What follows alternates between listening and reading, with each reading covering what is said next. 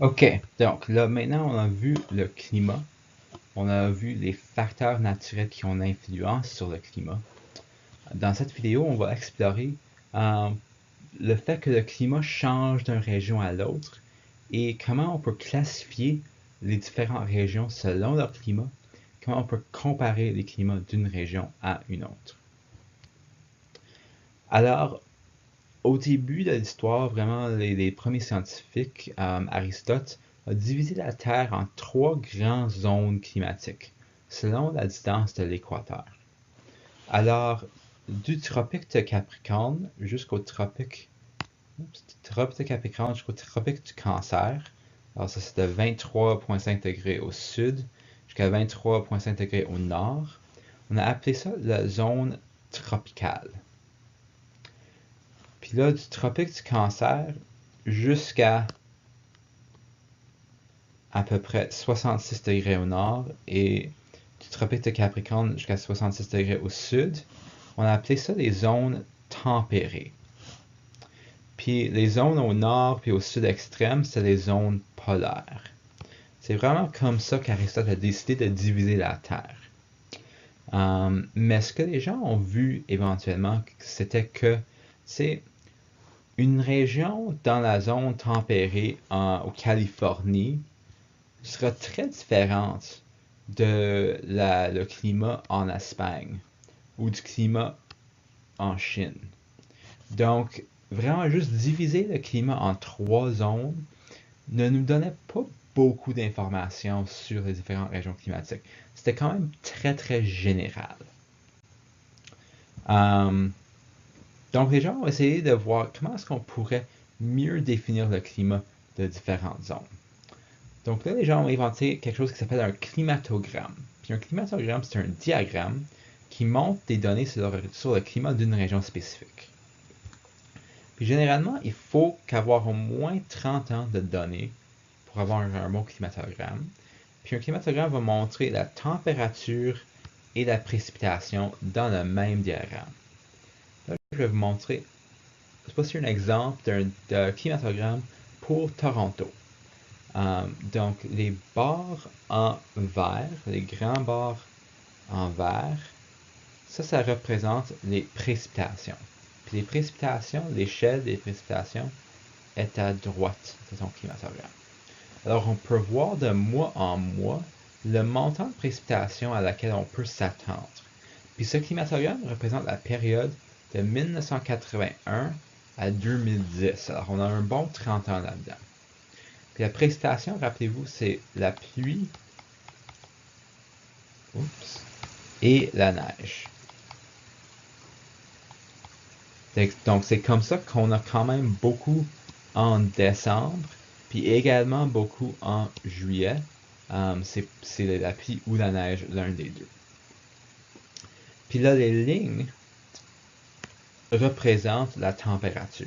Alors la ligne noire, c'est la température moyenne par jour. La température maximale, c'est en rouge, la température minimale, c'est en bleu. Donc on peut voir qu'il y a quand même un espace entre ces lignes-là. Puis on voit ça de janvier jusqu'à décembre. Donc en janvier, la température au courant de tout le mois de janvier, de 1981 à 2010 pour Toronto, c'est à peu près moins 5 en moyenne pendant la journée. En juillet, c'est à peu près, disons, 21, 22 degrés. Ça, c'est la température moyenne par jour pour les derniers 30 ans à Toronto. Donc, on peut voir que pour une place très spécifique, un climatogramme nous donne beaucoup de données sur les températures à laquelle on peut s'attendre et les précipitations à laquelle on peut s'attendre. Donc là, ayant des climatogrammes, quelqu'un qui s'appelait Koppen voulait prendre les zones d'Aristote puis un peu les définir avec un peu plus de détails. Donc lui a utilisé les températures moyennes, les précipitations moyennes de mois en mois, puis les précipitations moyennes par année. Puis au lieu d'avoir 3, lui a créé 5 zones climatiques. Puis ces zones sont quand même grandes et sont quand même pas spécifiques, mais c'est plus spécifique que ce que Aristote avait au début. Alors, les 5 zones de Köppen sont dans votre manuel. Je ne vais pas toutes les lire ici. Vous pouvez voir ça sur le tableau 7.1 de votre manuel. Mais quand vous faites votre climatogramme, comme travail, vous allez faire un climatogramme vous-même, vous allez essayer d'identifier dans quelle classification de climat de Köppen votre ville se situe.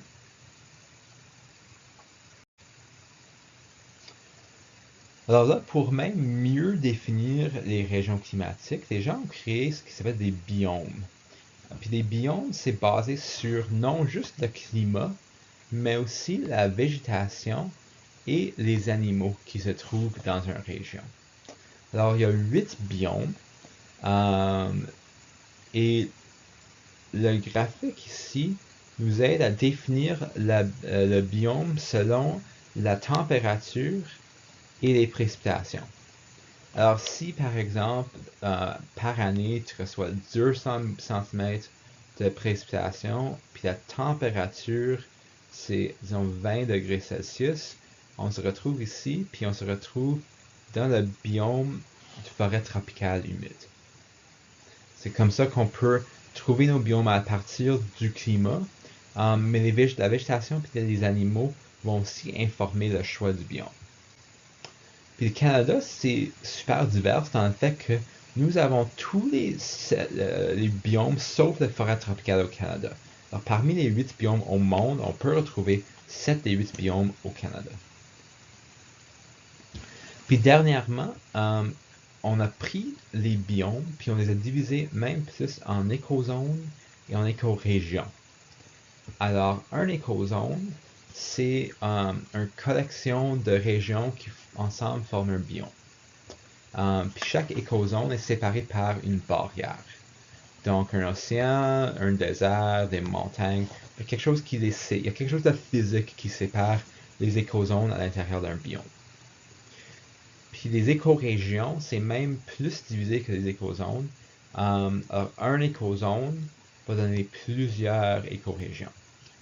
Dans votre manuel, vous allez trouver toutes les écozones et les écorégions du Canada. Je ne m'attends pas à ce que vous connaissiez ces écozones ou ces écorégions. Je veux juste que vous compreniez c'est quoi la différence entre un biome, un écozone et une écorégion.